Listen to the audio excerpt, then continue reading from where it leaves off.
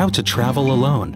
Don't let the lack of a traveling companion stop you from seeing the world. Sometimes it's more fun to explore on your own. You will need research, a room reservation for the first night, a contact at home, copies of your passport and credit card information, appropriate clothes, a tour or class, a local newspaper, bar seating and outdoor cafes, and index cards. Optional, a cell phone with international service, and phrases in the local language. Step 1. Research your travel destination. Though spontaneity is one of the joys of solo travel, knowing a bit about where you're going is key when you don't have someone along to help figure out things like transportation. Pick a place that's not too remote or couples-oriented.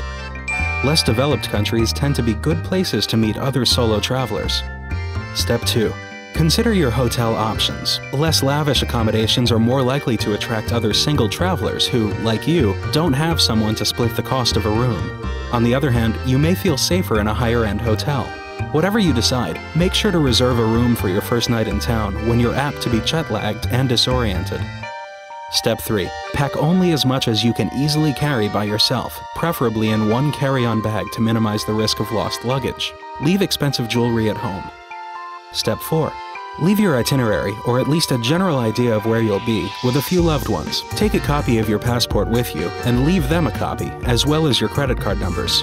Email yourself numbers to call if your cards are lost or stolen. If you're traveling abroad, make sure your cell phone has international service.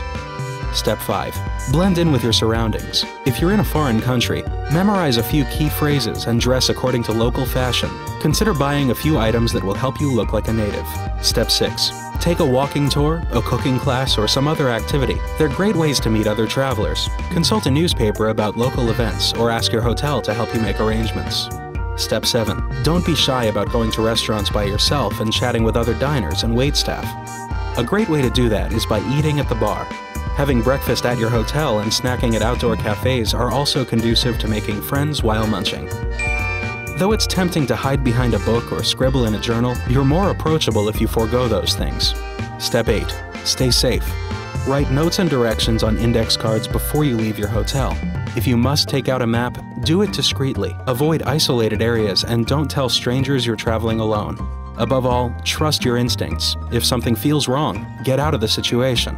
Did you know? According to a survey, 29% of leisure travelers took a solo trip in 2006.